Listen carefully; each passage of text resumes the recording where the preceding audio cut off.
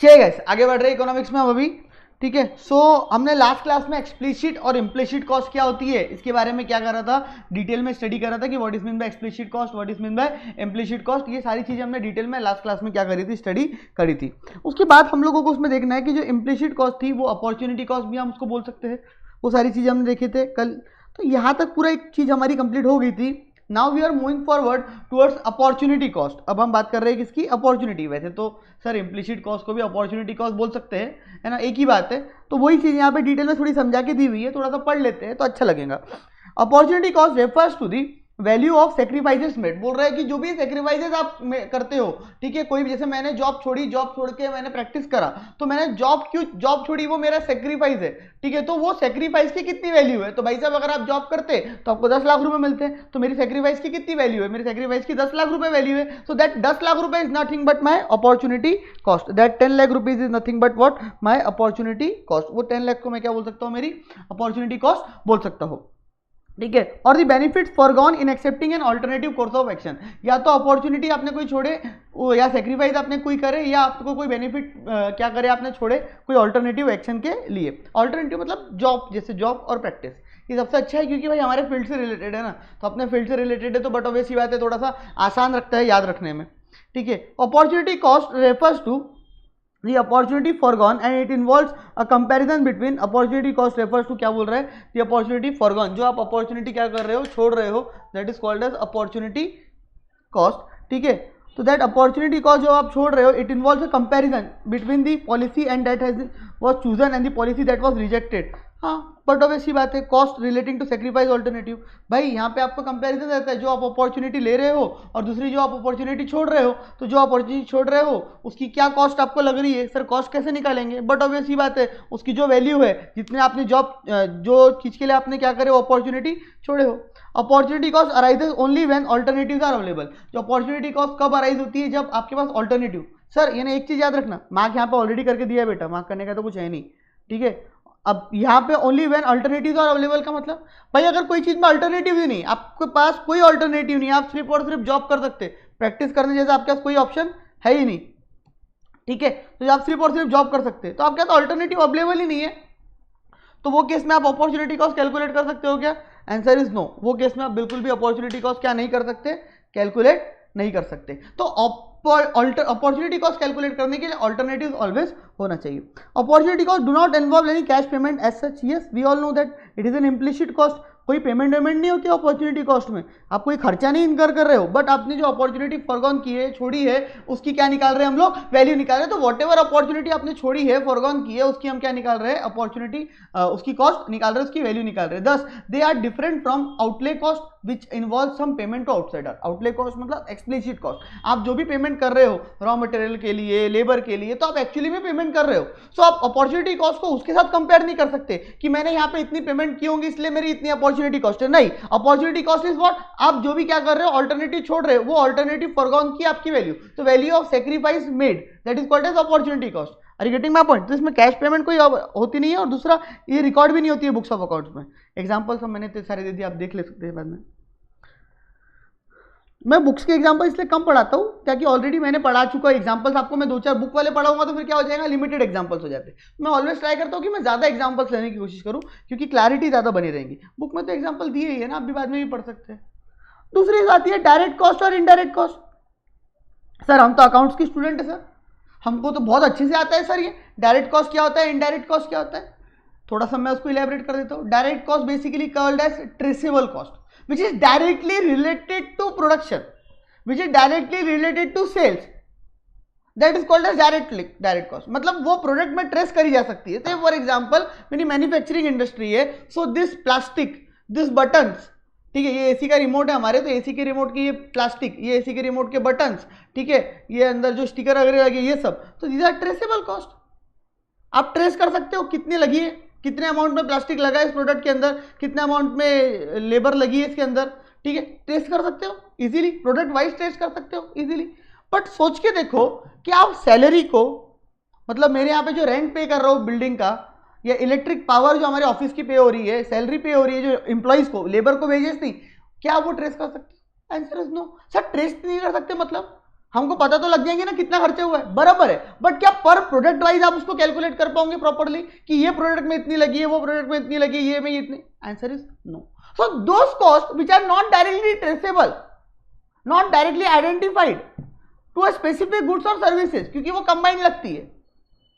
अब जो ऑफिस का स्टाफ बैठता है सैलरी के लिए, जिनको सैलरी पे करते हैं हम, वो सिर्फ और सिर्फ हमारी कंपनी के अंदर एक प्रोडक्ट नहीं बनता है, 10 प्रोडक्ट बनते हैं. वो 10 प्रोडक्ट के लिए क्या करता है, अपना काम करता है, सेल्स करता है, बाकी चीजें करता है. सो आप वो पर्टिकुलर उन लोगों की सैलरी हर प्रोडक्ट में ट्रेस कर पाओगे क्या? Answer is no. So basically direct cost are that which are readily identified and traceable to a particular product. कोई भी पर्टिकुलर प्रोडक्ट के लिए जो डायरेक्टली ट्रेसेबल है, दैट इज कॉल्ड एज, या ऑपरेशन से रिलेटेड है, that is called as direct operational cost या डायरेक्ट कॉस्ट या ट्रेसेबल कॉस्ट.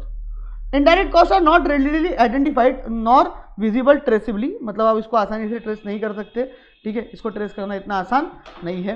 ठीक है, एग्जांपल्स के लिए एक जगह दिया है रॉ मटेरियल की कॉस्ट, ठीक है, वेजेस, वर्कर्स, कंस्ट्रक्शन पीरियड में जो लग रहे हैं, दूसरा फैक्ट्री का रेंट, इलेक्ट्रिक पावर जो लगता है, ठीक है, वो सारी चीजें. तो यहाँ पे अगर मैं बात करूँ तो रॉ मटेरियल वगैरह, यहाँ पे रॉ मटेरियल और लेबर ये लोग इजीली ट्रेसेबल है, बट पावर जो लग रहा है, ठीक है, कॉमन कॉस्ट जो एक्स्ट्रा कॉस्ट लग रही है, जो डायरेक्टली ट्रेसेबल नहीं है पर्टिकुलर प्रोडक्ट के साथ, तो that is called as non traceable और indirect cost. Clear?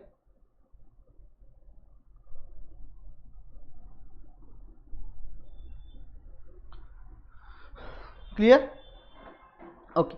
So next is relationship. They can be generally quantified and expressed per unit. हाँ, हम इसको पर यूनिट के हिसाब से भी एक्सप्रेस कर सकते हैं कि मेरे को 5 रुपये पर यूनिट के हिसाब से लेबर लगा है, 10 रुपये पर यूनिट का मेरे को क्या लगा है, रॉ मटेरियल लगा है. पर आप ये बोल सकते हैं कि मेरे को 2 रुपये पर यूनिट के लिए सैलरी लगी है एम्प्लॉय की, या रेंट लगा है. Answer is no. तो इसको आप पर यूनिट कैलकुलेट इजीली कर सकते हो, क्वांटिफाई कर सकते हो. इसको आप क्वांटिफाई नहीं कर सकते, पर यूनिट नहीं निकाल सकते.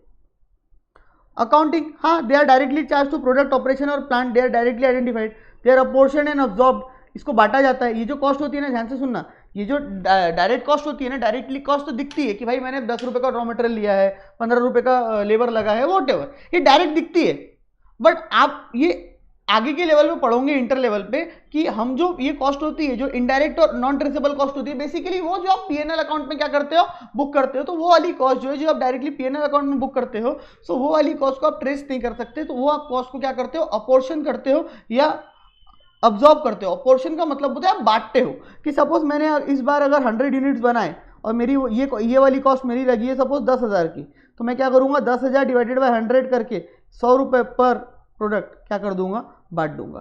तो मैं यहाँ पे क्या कर रहा हूँ, पर यूनिट के हिसाब से उसको क्या कर रहा हूँ, अपोर्शन कर रहा हूँ. सिंगल प्रोडक्ट के साथ मैं उसको डिफाइन नहीं कर सकता. Clear? I hope it is clear. ठीक है, तो बहुत इजी सी चीज हमने पढ़ी, डायरेक्ट और ट्रेसेबल. जो हम अब आपकी अगर अकाउंट्स की भाषा में बोलूँ तो आप ऐसा बोल सकते हैं कि हाँ, जो सर ट्रेडिंग में बुक करते हैं, ट्रेडिंग मैन्युफैक्चरिंग अकाउंट या ट्रेडिंग अकाउंट में जो हम लोग बुक करते हैं, उसको आप डायरेक्ट कॉस्ट बोल सकते हो. सर इनडायरेक्ट मतलब जो सर हम पीएनएल में बुक करते हैं, हाँ बोल सकते हैं. ठीक है, ओके, वो भी गलत नहीं है पॉइंट. मतलब अगर अकाउंट्स की भाषा में आपके लेवल में समझना है तो आप उसको वो एंगल में भी बोल सकते हैं ना, कोई बड़ी बात, गलत बात थोड़ी ना बोले आपने, बिल्कुल सही बोले. फिक्स कॉस्ट और वेरिएबल कॉस्ट. अब what is mean by fix cost, what is mean by variable cost. अब ये कंसेप्ट सुनना बहुत ध्यान से जरूरी है, बहुत इंपॉर्टेंट है. ठीक है, क्योंकि यही चीज जो पार्ट भी इंपॉर्टेंट वाला है उसमें हमको पढ़नी है, तो थोड़ा इसको आराम से और तसल्ली से समझते हैं. और अगर हुआ तो पढ़ाते पढ़ाते मेरे को ऐसा लगे तो मैं इसमें डायरेक्टली जंप मार दूंगा, कहाँ पे, ये बी पार्ट में. ठीक है, अगर लगेगा तो, अदरवाइज नहीं मारूंगा, टेंशन मत लो. चलो थोड़ा पहले पढ़ लेते हैं, फिर वहाँ पे डबल पढ़ेंगे तो रिवीजन भी हो जाएंगी. फिक्स कॉस्ट और variable cost. Fix cost are that do not vary with output. देखो एक चीज़ ना अपने जीवन में याद रखो, जैसे आपने वहाँ पे फिक्स प्रोडक्ट पढ़े थे और वेरिएबल प्रोडक्ट के बारे में पढ़े थे, तो जो वेरिएबल प्रोडक्ट होते थे और जो फिक्स प्रोडक्ट होते थे, वहाँ पे हम उसको क्या बोलते थे कि वेरिएबल प्रोडक्ट जो है, ठीक है, जो वेरिएबल प्रोडक्ट्स है, वेरिएबल चीज़ें हैं लगने वाली, ये प्रोडक्शन के साथ क्या करेंगे, वेरी करेंगे. मतलब अगर प्रोडक्शन ज़्यादा तो ये भी ज़्यादा, तो ये वेरिएबल प्रोडक्ट भी ज़्यादा. प्रोडक्शन कम तो वेरिएबल प्रोडक्ट भी कम लगेगा. और अगर प्रोडक्शन जीरो है तो वेरिएबल प्रोडक्ट भी क्या लगेगा, जीरो लगेगा.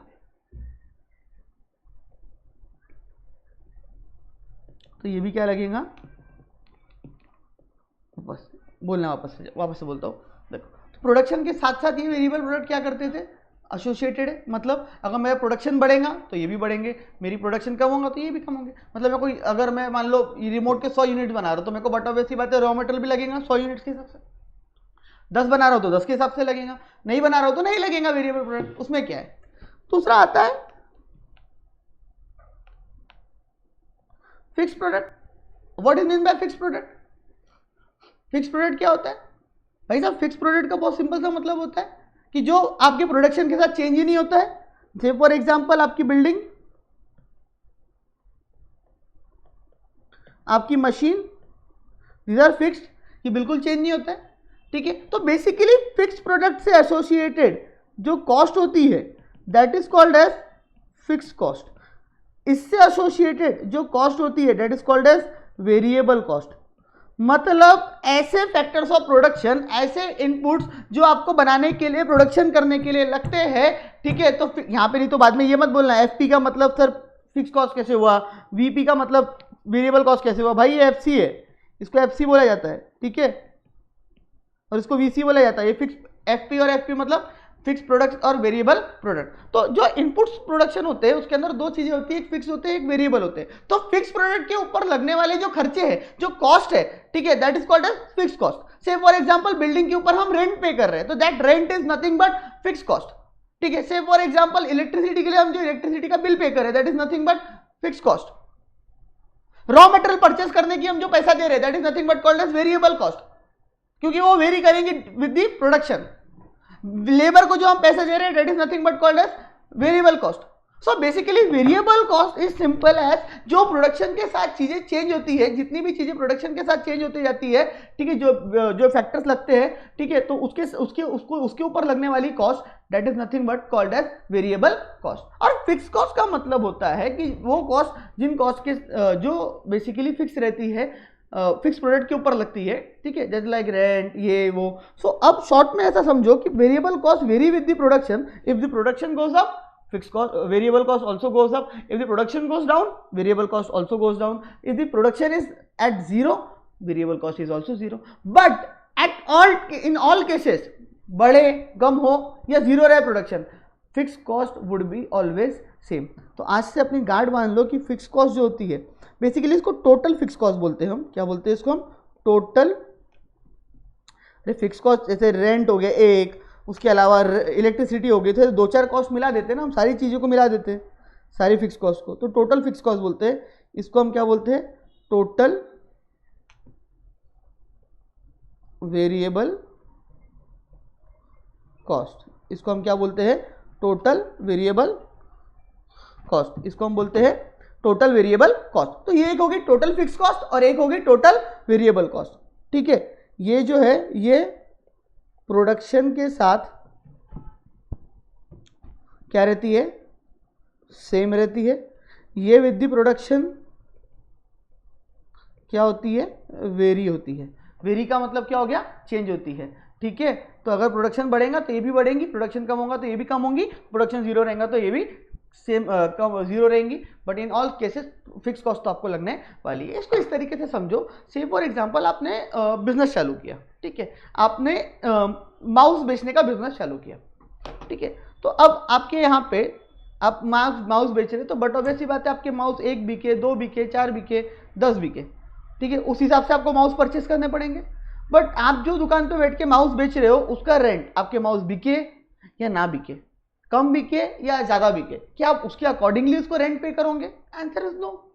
रेंट तो हम क्या पे करेंगे? बिल्कुल एक जैसे ही पे करेंगे। 20,000 रुपये मैंने समझे वो शॉप ली है, तो बट ऑब्वियसली बात है एवरी मंथ हम 20,000 उसको देंगे। जो हमने एम्प्लॉइज हायर करे हुए, भाई तुम्हारी दुकान में काम हो या ना हो, तुम्हारा माल बिके ना बिके, तुम्हारे को वो तो पे करना ही है। क्या? तुम्हारी फिक्स कॉस्ट, तो मतलब तुम्हारे को उनको सैलरी तो पे करना ही है। तो दैट मीन्स ये चीजें जो है ये आपके प्रोडक्शन, सेल्स, इनके साथ डिपेंड नहीं करती है कि वो होंगी, वो बढ़ेंगी तो ये खर्चे लगेंगे, नहीं तो नहीं लगेंगे, ऐसा नहीं होता है। तो हर बिजनेस में जब भी कोई बिजनेस कोई ओपन करता है, चाहे वो कोई भी नेचर का बिजनेस हो, ठीक है, तो ऑलवेज रिमेंबर हर बिजनेस में कुछ कॉस्ट उसकी होती है फिक्स कॉस्ट और कुछ होती है उसकी वेरिएबल, जो वेरी करती है विद द प्रोडक्शन, ठीक है, और फिक्स होती है वो आप प्रोडक्शन के साथ वेरी नहीं करती। आई होप मैंने ये चीज क्लियर कर दी है।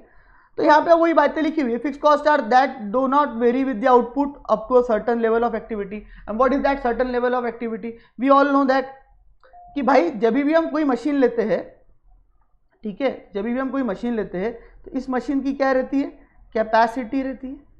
सपोज एक मशीन की कैपेसिटी है 10,000 यूनिट्स प्रोड्यूस करने की, ठीक है, तो आप प्रोडक्शन क्या कर रहे हो, 5,000 का कर रहे हो, आपकी फिक्स कॉस्ट सेम रहेंगी। आप प्रोडक्शन, बार बार इसको क्या हो रहा है मालूम नहीं, आप प्रोडक्शन 5,000 यूनिट्स का कर रहे हो, आपकी फिक्स कॉस्ट क्या रहेंगी, सेम रहेंगी। आप प्रोडक्शन 7,000 यूनिट्स का करो, क्या आपकी फिक्स कॉस्ट चेंज होंगी, आंसर इज नो। क्या आप प्रोडक्शन 4,000 यूनिट्स का करो, आपकी फिक्स कॉस्ट चेंज होंगी, आंसर इज नो। क्या आप प्रोडक्शन 0 करो, आपकी फिक्स कॉस्ट चेंज होंगी, आंसर इज नो, वो सेम रहेंगी। बट क्या आप प्रोडक्शन 10,000 यूनिट्स करो, आपकी फिक्स कॉस्ट रहेंगी, क्या रहेंगी, सेम रहेंगी सर, वो चेंज होंगी नहीं। बट अगर क्या आप प्रोडक्शन 10,000 से ज्यादा करो, सर कर ही नहीं सकते, क्योंकि मशीन की मैक्सिमम कैपेसिटी एक सर्टन लेवल ऑफ आउटपुट, वो मशीन से कितने का बन सकता है, 10,000 का ही बन सकता है। तो वो मशीन की फाइनल कैपेसिटी ऑफ 10,000 यूनिट्स, तो आप उससे ज्यादा यूनिट उसमें बना ही नहीं सकते। तो मैक्सिमम कैपेसिटी वो मशीन की सर 10,000 है, तो आप 10,000 से ज्यादा बना ही नहीं सकते उसके अंदर। Getting my point, what I am trying to say, I am trying to से कि भाई उसकी कैपेसिटी के ऊपर आप बना नहीं सकते। तो बट ऑब्वियस सी बात है कि अगर उसकी कैपेसिटी के ऊपर आपको बनाना है, तो बट ऑब्वियस सी बात है you have to purchase one more machine. So but obvious सी बात है कि उसके लिए आपको अलग कॉस्ट पे करनी पड़ेगी, and that is not small, a huge cost, because you are purchasing a machine. So up to a certain quantity, certain level का मतलब ही ये होता है कि भाई आप एक लेवल तक आपकी फिक्स कॉस्ट, आपकी कैपेसिटी तक बेसिकली क्या रहेंगी, कांस्टेंट रहेंगी। कैपेसिटी के ऊपर जाओगे तो बेसिकली शॉर्ट रन में तो जा नहीं सकते, लॉन्ग रन में जाओगे तो आपको उसके लिए क्या करनी पड़ेगी, new equipments, new machine purchase करनी पड़ेगी। वेरिएबल कॉस्ट जो वेरी करती है based on level of output, ज्यादा है कम है, ठीक है। They are period related, they are taken as functions on time not of output. अब ये जो होती है बेसिकली पीरियड रिलेटेड होती है, 1 महीने का रेंट देना है, 2 महीने का रेंट देना है, 1 महीने की सैलरी देना है, 2 महीने की सैलरी देना है, तो मतलब एक पीरियड से रिलेटेड होती है, आपके आउटपुट से रिलेटेड नहीं होती है। ये आपके प्रोडक्ट रिलेटेड होती है, पेपर में ये चीजें पूछी जा सकती है। This is period related, period wise होती है, मंथली, क्वार्टरली, इस तरीके से, ठीक है। और ये लिखा करो ऐसे चीजें, मंथली, ठीक है। और ये जो रहेंगी ये लेवल ऑफ आउटपुट पे डिपेंड करेंगी। जितने ज्यादा आउटपुट बनेंगे उतने ज्यादा क्या लगेंगी आपको, जितने ज्यादा आउटपुट उतनी ज्यादा आपको क्या लगेंगी, आपकी ये कॉस्ट इनकर होंगी। नेक्स्ट आता है आपका व्हेन इनकर्ड। भाई व्हेन इनकर्ड मतलब they are incurred even at zero level of output. हाँ, अगर आप प्रोडक्शन कर रहे हो नहीं कर रहे हो उससे कोई फर्क नहीं पड़ रहा है, ठीक है। ये आपकी जीरो लेवल ऑफ आउटपुट पे की क्या करी जाएंगी, इनकर करी जाएंगी। They are incurred only when production commences. जब प्रोडक्शन होगा तो ये लगेगा। आप प्रोडक्शन कर रहे हो तो रॉ मटेरियल लगेगा ना, प्रोडक्शन ही नहीं कर रहे तो रॉ मटेरियल कहां से लगेगा आपको। सो बट ऑब्वियस सी बात है, if you are doing a production, ठीक है, तो ही आपको क्या लगेगा, ये लगेगा रॉ मटेरियल, अदरवाइज आपको रॉ मटेरियल लगेगा ही नहीं। तो ये प्रोडक्शन करोगे तो लगेंगी, अदरवाइज नहीं तो नहीं लगेंगी। Some portion of fix cost can not be avoided even when operations are suspended. कुछ पार्ट होते हैं, कुछ पोर्शन होते हैं फिक्स कॉस्ट के, वो आप क्या नहीं कर सकते, अवॉइड नहीं कर सकते, इवन दो आपके ऑपरेशंस क्या हो गए बंद, मतलब आप बंद कर दिए, अपने बिजनेस बंद कर दिए, बट फिर भी आपको वो फिक्स कॉस्ट इनकर करनी पड़ेगी। से फॉर एग्जांपल आप वो फैक्ट्री बिल्डिंग लेके बैठे हो, तो इतना आसान नहीं होता है, इतने इजीली आप वो पूरी फैक्ट्री छोड़ के नहीं जा सकते, जगह नहीं छोड़ सकते, तो उसका रेंट आप पे करते रहते हो। हाँ, अब ये थोड़ा सा एक नया पॉइंट यहाँ पे आएगा जो इंपॉर्टेंट है। वेरिएबल कॉस्ट आर अवॉइडेबल, इसको नॉन अवॉइडेबल बोला जाता है, अनअवॉइडेबल भी बोला जाता है फिक्स कॉस्ट को, ठीक है। ये अनअवॉइडेबल हो गई और ये अवॉइडेबल होगी। अब ध्यान से सुनना, cost per unit, cost fix cost per unit of output decreases with the increase in the output. Fix cost जो है पर यूनिट ऑफ आउटपुट जो है वो क्या होंगी, डिक्रीज होंगी, अगर आपका आउटपुट क्या होगा, इंक्रीज होगा। तो when your output goes get increases, ठीक है, आउटपुट अगर आपका इंक्रीज हो रहा है तो बट ऑब्वियस सी बात है कि आपकी फिक्स कॉस्ट भी क्या होंगी, इंक्रीज होंगी। क्या मैं सही बोल रहा हूँ, मैं देख ही रहा था भाई, सोई तो नहीं। अरे नालायको, फिक्स कॉस्ट कैसे इंक्रीज होंगी, मेरा आउटपुट इंक्रीज होगा तो, मेरा आउटपुट इंक्रीज होगा तो मेरी फिक्स कॉस्ट इंक्रीज नहीं होंगी, मेरी फिक्स कॉस्ट सेम रहेंगी। सर यहाँ पे तो डिक्रीज लिखा है, अबे रुक तो जा, श्रद्धा सबूरी साई बाबा, आराम से ध्यान से सुनो। देखो मेरी फिक्स कॉस्ट है 1 लाख की, मेरी फिक्स कॉस्ट, अब सुनना बहुत इंपॉर्टेंट चीज है, मेरी फिक्स कॉस्ट है, इसके ऊपर बहुत एमसीक्यूज बनते हैं। मेरी फिक्स कॉस्ट है 1 लाख रुपए की, ठीक है, और मेरी कैपेसिटी है, अच्छा छोड़ो कैपेसिटी को जान दो, मेरी फिक्स कॉस्ट है 1 लाख रुपए, मैं प्रोडक्शन कर रहा हूं 5,000 यूनिट्स का, तो मेरी फिक्स कॉस्ट पर यूनिट कितनी हो जाएंगी? मेरी फिक्स कॉस्ट पर यूनिट कितनी हो जाएंगी?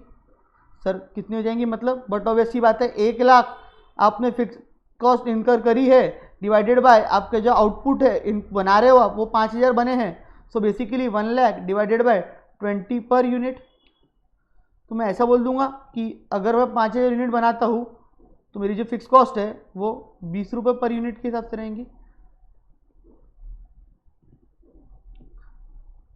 अगर मेरे को, सर आप तो बोल रहे थे यूनिट वाइज बाइफरगेट नहीं करते, बट मेरे को अगर निकालना है यूनिट वाइज, सोच के देखो मेरी जगह पे रहे हो, मैंने क्लासेस ओपन करी, ठीक है, वो क्लासेस में मैं हर महीने मेरे को 1,00,000 रुपए की फिक्स कॉस्ट लगती है, ठीक है, और मेरी क्लासेस में 50 बच्चे पढ़ रहे हैं, या सॉरी मेरी क्लासेस में मैं एक इंपॉर्टेंट मान के चलो, मेरी क्लासेस में 100 बच्चे पढ़ रहे हैं, और हर महीने मेरे को क्या करना है, 1,00,000 रुपए की फिक्स कॉस्ट इनकर करनी है, 100 बच्चे पढ़ रहे हैं, तो पर बच्चे से मेरे को कितना वसूल करना पड़ेगा अपनी फिक्स कॉस्ट इनकर करने के लिए? सर 1,00,000 रुपए आपकी फिक्स कॉस्ट है, 100 बच्चे आपके पास पढ़ रहे हैं सर, तो बट ऑब्वियसली बात रहते हैं सर कि आपको हर एक बच्चे से 1,000 रुपीज लेने पड़ेंगे एज अ फिक्स कॉस्ट, क्योंकि आपको ये फिक्स कॉस्ट लग रही है, ठीक है, बराबर है। तो दैट तो 1,000 रुपीज जो हर बच्चे से मैं चार्ज कर रहा हूं, वो काय के नाम पे चार्ज कर रहा हूं? फिक्स कॉस्ट पर यूनिट के नाम पे। तो इसी तरीके से जो भी इंडस्ट्री होती है, फैक्ट्री होती है, वो अपनी जो फिक्स कॉस्ट होती है उसको क्या करती है, बाइफरगेट कर देती है, अपोर्शन कर देती है बिटवीन दी प्रोडक्ट्स, ठीक है, वो अपने हर प्रोडक्ट के हिसाब से क्या कर लेती है, निकाल लेती है, ठीक है। तो मेरा जो फिक्स कॉस्ट है ये होगी बेसिकली मेरी टीएफसी बोले तो टोटल फिक्स कॉस्ट, जो कभी चेंज नहीं होंगी। ये अगर मैंने ऐसा किया तो, और अगर मैं ऐसा नहीं करता हूं और मैं अपना जो प्रोडक्शन है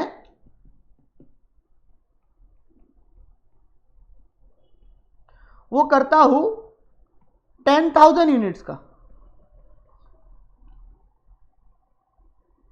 तो मेरी फिक्स कॉस्ट क्या होंगी पर यूनिट? अगर मैं 10,000 पर यूनिट्स का 10,000 पर इसका वो करता हूं, फिक्स कॉस्ट पर यूनिट कितनी हो जाएंगी मेरी? सर 1,00,000 रुपए आपको लग रहे हैं, आप टोटल जो सर बना रहे हो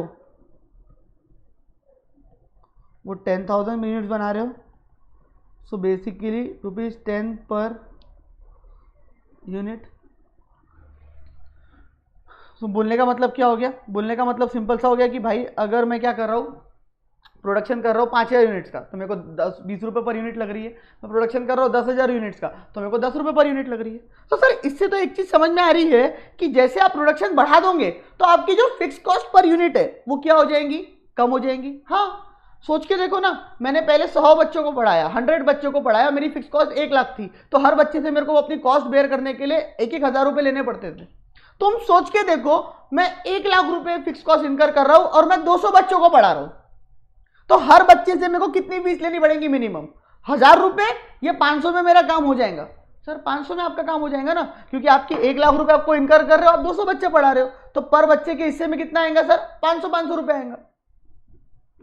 excuse me, are you getting my point? यही बात है। तो सर बोलने का ये मतलब है कि जैसे ही आप अपना प्रोडक्शन बढ़ा देते हो, ठीक है, आपका जब प्रोडक्शन क्या है वो इंक्रीज होता है, तो आपकी टोटल फिक्स कॉस्ट जो है वो तो क्या रहती है, सेम रहती है, but your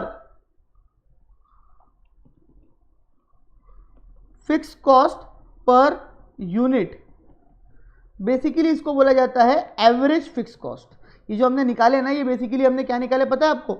average fix cost. लिख लेना, एएफसी का मतलब होता है एवरेज फिक्स कॉस्ट। ये फिक्स कॉस्ट पर यूनिट का मतलब होता है एवरेज फिक्स कॉस्ट आपने निकाले। एवरेज मतलब on an average per unit कितनी फिक्स कॉस्ट लग रही है, तो that is called as AFC, average fix cost. तो आपने क्या निकाले? एवरेज फिक्स कॉस्ट निकाले। तो आपकी एवरेज फिक्स कॉस्ट है ये क्या होंगी? डिक्रीज होंगी, ठीक है। जैसे ही आपका प्रोडक्शन क्या होगा, कम होगा, तो तुम्हारी टोटल फिक्स कॉस्ट जो रहेंगी वो टोटल फिक्स कॉस्ट तो सेम रहेंगी, उसमें कोई दो राय नहीं है, बट आपकी जो एवरेज फिक्स कॉस्ट है पर यूनिट, या उसको आप इस तरीके से भी बोल सकते हैं, या एवरेज फिक्स कॉस्ट की जगह यहां पे लिख रहा हूं fix cost per unit, that is average fix cost, ये क्या हो जाएंगी? बढ़ जाएंगी। मतलब मैं अब अगर क्या कर रहा हूं, मैं 100 बच्चों की जगह 50 बच्चों को ही पढ़ा रहा हूं, तो 1,00,000 रुपए मेरी क्या है? फिक्स कॉस्ट है, तो हर बच्चे से मेरे को कम से कम 2,000 रुपये तो लेने पड़ेंगे ना, 1 lakh divided by 50। So basically whenever your production goes on decreasing, ठीक है, तो at that case your average fix cost या your fix cost per unit will be higher, मतलब वो ज़्यादा हो जाएंगी, वो बढ़ती जाएंगी। कुछ लोगों को पता नहीं क्यों, इसलिए मैंने इसको एकदम स्टार्टिंग में और एकदम लेमैन लैंग्वेज में समझाया है आपको, नहीं तो इसको मैं नेक्स्ट चैप्टर में भी समझा, नेक्स्ट पार्ट में भी समझा सकता था ये चैप्टर के, लेकिन नहीं समझाऊंगा, ठीक है। तो मैंने एक बहुत लेमैन लैंग्वेज में आपको ये चीज़ समझाई है, ठीक है। तो ये एकदम लेमैन लैंग्वेज है बच्चा, इसमें कुछ ऐसा वो नहीं है, वो बड़ा चीज़ नहीं बताया, इसलिए मैंने एकदम आसानी से बताई। तो एक मिनट यहाँ पे कंफ्यूजन हमेशा क्या होता है वो सुन लो। बच्चा बार बार ये चिड़चिड़ करता है कि सर प्रोडक्शन के बढ़ने से फिक्स कॉस्ट कम थोड़ी होती है। मैं बोलता हूँ भाई प्रोडक्शन के बढ़ने से फिक्स कॉस्ट तो सेम रहती है, but fix cost per unit कम हो जाती है। मैं बोलता हूं प्रोडक्शन के कम होने से फिक्स कॉस्ट तो सेम रहती है, टोटल फिक्स कॉस्ट सेम है, वो 1 ही लाख रुपए लग रही है, but fix cost per unit बढ़ जा रही है। तो ऑलवेज रिमेंबर वन थिंग कि जो फिक्स कॉस्ट पर यूनिट होती है, that fix cost per unit will increases. You always remember one thing कि your fix cost per unit will get increases. समझ में आ रही बात? वो आपकी क्या होंगी? इंक्रीज होंगी। अगर आपका प्रोडक्शन क्या हो रहा है? कम हो रहा है, तो मतलब there is the opposite, there is the inverse relationship between production and average fix cost. You also say that average fix cost, या उसको फिक्स कॉस्ट पर यूनिट भी बोल सकते हो। I hope it is clear. तो भाई ये बहुत पार्ट इंपॉर्टेंट वाला मैंने आपको पढ़ाया है, नेक्स्ट चैप्टर में ये बकबक ज्यादा करना है मेरे को। Clear? I hope it is clear. दूसरा यहाँ पे एग्जांपल दिया है, रेंट, इंटरेस्ट, लोन्स, ये डेप्रिसिएशन फिक्स कॉस्ट में आता है। Variable cost per unit generally remains constant. हाँ, अब ये एक और मजेदार चीज, आपका जो वेरिएबल कॉस्ट पर यूनिट रहेगा ये हमेशा कांस्टेंट रहेगा। एकदम उल्टा चल रहा है कि नहीं चल रहा है? कंफ्यूजन पे कंफ्यूजन। सर अभी तो बोला आपने वेरिएबल कॉस्ट बढ़ती है, वेरिएबल टोटल वेरिएबल कॉस्ट, जो टोटलिटी में वेरिएबल कॉस्ट लगती है प्रोडक्शन के साथ, 1 यूनिट बनाना है तो 5 रुपए का क्या लगेगा मेरे को? प्लास्टिक लगेगा। 2 यूनिट बनाना है तो 10 रुपए का लगेगा। 3 यूनिट बनाना है तो 15 का लगेगा। 4 बनाना है तो 20 का लगेगा। पर यूनिट कितना लगेगा? ऑन एन एवरेज कितना लगेगा? 5 रुपए। पर यूनिट कितना लगेगा? ऑन एन एवरेज कितना लगेगा? 5 रुपए। खत्म। Are you getting my point? So if total variable cost vary proportionately with the output, yes, if जो टोटल वेरिएबल कॉस्ट है वो प्रोपोर्शनेटली आउटपुट के साथ बढ़ती कम होती है, बट फिर वेरिएबल कॉस्ट पर यूनिट क्या रहती है? हमेशा सेम। मतलब उल्टा है बेटा दोनों जगह। टोटल फिक्स कॉस्ट कभी चेंज नहीं होती, total variable cost always change होती है। एवरेज फिक्स कॉस्ट बढ़ती है कम होती है with the production, average variable cost constant रहती है, वो प्रोडक्शन के साथ चेंज नहीं होती। I hope it is clear और यू गेट कंफ्यूज्ड। ठीक है, I hope cost of raw material wages examples. Strictly speaking variable cost need not very proportionately with output. हाँ, और over certain range of product very less, और वो हम देखेंगे कब ज़्यादा रहती है कब कम रहती है। दूसरी होती है कमिटेड फिक्स कॉस्ट और डिस्क्रिमिनेटरी फिक्स कॉस्ट। ये क्या है साहब? ये इसको एक नेक्स्ट लेक्चर में देखते हैं हम लोग, इसको नेक्स्ट लेक्चर में देखते हैं ताकि आपको क्लैरिटी रहे। ठीक है, fix cost I hope clear हो गया। सबसे important concept, this is the सबसे इंपॉर्टेंट कंसेप्ट जो इतना मैंने पढ़ाया। मतलब इसको तुम 1 बार 2 बार 4 बार 5 बार जितनी बार देखना चाहो उतनी बार देख लेना। इतना पार्ट इज वेरी इंपॉर्टेंट। बाकी का हम देखते हैं नेक्स्ट लेक्चर में, नेक्स्ट क्लास में, और नेक्स्ट क्लास में ये छोटा सा चैप्टर हम खत्म कर देंगे। वैसे मैंने तो बोला था कि आपको ये क्लास में करूँगा, ठीक है ना, नेक्स्ट में करेंगे धीरे धीरे। कॉस्ट में एकदम थोड़ा आराम से चले तो अच्छा है, गड़बड़ी ना करें, दुर्घटना घट सकती है। अगर आप गड़बड़ी करेंगे, ठीक है, तो दुर्घटना घट सकती है, तो गड़बड़ी ना करें, सावधानी इंपॉर्टेंट। क्लियर? सो मिलते हैं नेक्स्ट लेक्चर में। Till then thank you so much. अच्छा लगा हो तो लाइक शेयर कमेंट कर देना, नहीं अच्छा लगा हो तो बता देना। वैसे कुछ था ही नहीं आज, तो नॉर्मल लेक्चर से हमने पढ़ा है, ठीक है। अच्छा एक चीज़ और, ये देखो, ये आपने यहाँ पे फिक्स कॉस्ट और वेरिएबल कॉस्ट जो पढ़े ना, ठीक है, अब यहाँ पे यही चीज़ आप देखो, यहाँ पे शॉर्ट सेकेंड वाले पार्ट में टोटल कॉस्ट। टोटल कॉस्ट के अंदर 3 चीज़ें, total variable cost, total fix cost और टोटल कॉस्ट। बेसिकली कोई भी प्रोडक्ट बनाने के लिए ना 2 चीज़ें लगती है। अभी सुन लो, 1 मिनट और सुन लो। Total cost is equal to total fix cost plus total variable cost. तो बेसिकली आप अगर कोई प्रोडक्ट बना रहे हो तो कोई प्रोडक्ट बनाने के लिए जो खर्चा लगता है वो टोटलिटी में आपको टोटल फिक्स कॉस्ट भी लगती है और टोटल वेरिएबल कॉस्ट भी लगती है। तो ये दोनों कॉस्ट आपको क्या करना पड़ता है? इनकर करना पड़ता है, ठीक है। ये दोनों कॉस्ट आप क्या करते हो? इनकर करते हो। इसको मिला के आपकी क्या कहलाई जाती है? Total cost. बेसिकली ये मेरी टोटलिटी वाली कॉस्ट है, ठीक है। वो कब कम ज़्यादा वो देखेंगे हम चार्ट के हिसाब से। अभी आपने देख ली ये चीज़, क्लियर। और ये देखो एवरेज कॉस्ट, ये देखो total cost, average fix cost, average variable cost. तो बेसिकली यही बोलना चाह रहा हूँ कि भाई ये यहाँ पे बेसिक्स पढ़ रहे हैं, ये नेक्स्ट चैप्टर में बहुत ज़्यादा क्या आएंगे, काम आएंगे। इसको हमको देखना रहेगा प्रोडक्शन क्या बढ़ रहे हैं, कम हो रहे हैं, कब बढ़ रहे हैं, कब कम हो रहे हैं, क्या रिलेशन है प्रोडक्शन के साथ। तो इसीलिए इसको यहाँ पे चीज़ क्या कर लो, बहुत अच्छे से क्लियर कर लो। तो till then thank you so much guys, मिलते हैं नेक्स्ट लेक्चर में। Till then thank you so much, bye bye bye bye.